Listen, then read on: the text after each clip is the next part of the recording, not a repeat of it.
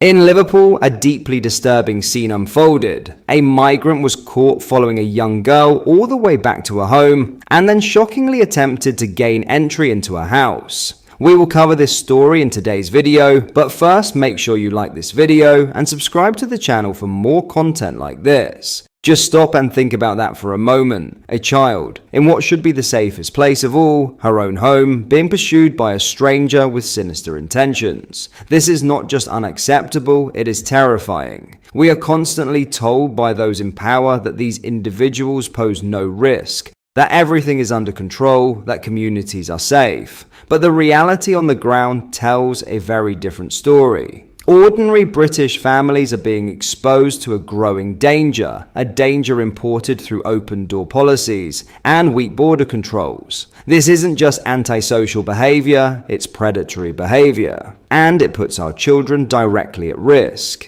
When we allow people with no proper vetting, no background checks, and no accountability into our communities, what we're doing is playing Russian roulette with public safety. These aren't minor lapses or isolated incidents. This is part of a wider pattern we've seen again and again. And each time it chips away at the very idea that Britain is a secure, civilized country where families can raise their kids without fear. This is not only a law and order issue, it's a national security threat. It defines what that term really means. When your young women and children are no longer safe in their own neighborhoods, when predators roam the streets unchecked, the entire fabric of society begins to break down. And make no mistake, our government, our judiciary, and the mainstream media carry responsibility for this. They enable it, they excuse it, and in doing so, they betray the very people they're meant to protect. Have a watch of this clip.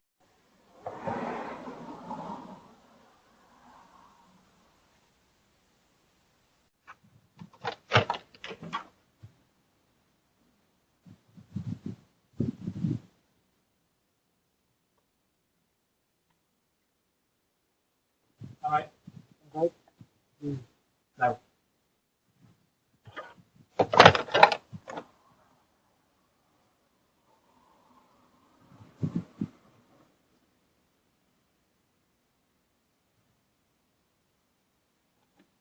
What happened in Liverpool is not just one disturbing case, it is a warning sign. If young girls can be stalked to their own front doors by strangers, then every parent in Britain has reason to fear for their children's safety.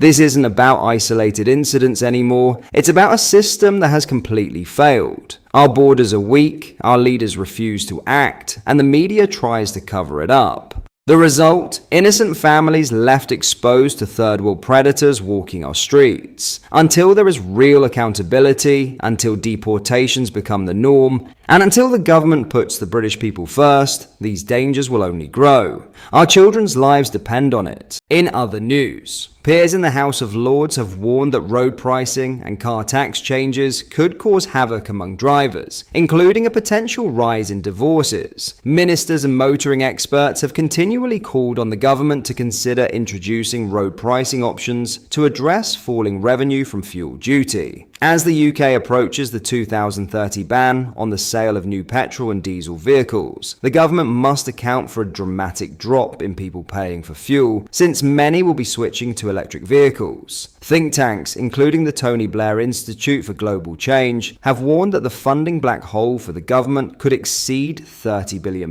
in the coming years. With the rush to address the funding issues, road pricing, including a pay-per-mile scheme, could become a popular option for the government to maintain funding for roads. The Commons Transport Select Committee urged the Treasury and the Department for Transport to discuss the viability of road pricing. However, MPs said there was no viable alternative to a road pricing system, which would likely introduce technology to track vehicle movement and charge drivers based on how much they travel. Speaking during a question on road pricing in the House of Lords, crossbencher the Earl of Errol highlighted that there was a huge privacy issue with such a plan. The independent peer added, if, maybe in a marriage, someone can see where their other half has been going when they are not around, it could well cause a major rise in the divorce rate and other things.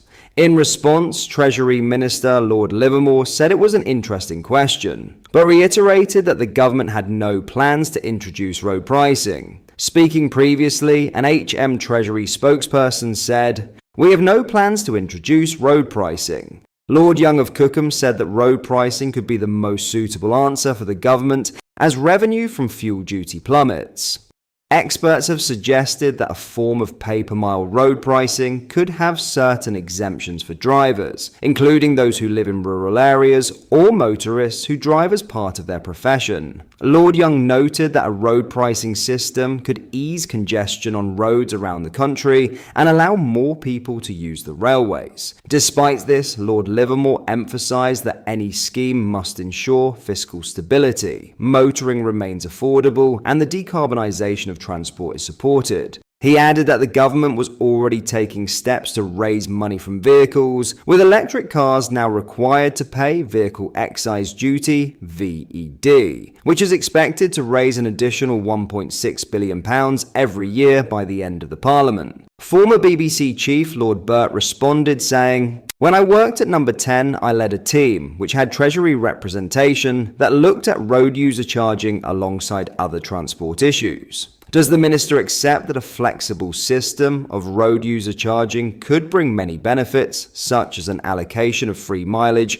for the less well-off, rates set to incentivize decarbonisation, and dynamic pricing to reduce peak time congestion?" Chancellor Rachel Reeves could revisit the topic of road pricing during the autumn statement, which she is set to deliver on November 26, 2025. 3 people have been arrested after 4 were left injured following a shooting at a popular nightclub in Birmingham. One man is in a critical condition following the attack at Mango nightclub in the early hours of this morning. West Midlands police said 3 people in their 20s and 30s were arrested a short time later. 2 men and a woman are being treated for their injuries following the shooting, which occurred at around 3 a.m. West Midlands police confirmed 3 people had been detained from a car travelling on the M6 in Warwickshire. The trio remain in custody on suspicion of violent disorder. The force said that investigations are continuing. Videos showed a massive emergency response to the incident with ambulances and police cars across Bristol Street. Detectives have urged motorists to avoid Bristol Street southbound at this time. Pagoda Island to Bromsgrove Street will be cordoned off for some time. Acting Chief Inspector Michael Clark said, "This happened in a busy nightclub on one of the main roads out of Birmingham city centre. It's vital that we hear from anybody who saw what happened or who may have captured it on dashcam as they went past. Our investigation is moving rapidly and urgent inquiries have led to the arrest of 3 people, but we continue to investigate as we identify everyone involved." The Chief Inspector continued, "If you were in the club at the time and saw what happened or recorded any footage from inside the venue, we need to hear from you urgently. Anyone with information is asked to get in touch, quoting log 561 of September 20th, or Crime Stoppers anonymously on 0800 555 111. What are your thoughts on what we discussed in today's video? Let me know down in the comment section below. If you have not yet already, make sure you do drop a like on this video and subscribe to the channel for more British content. Thank you, take care, goodbye.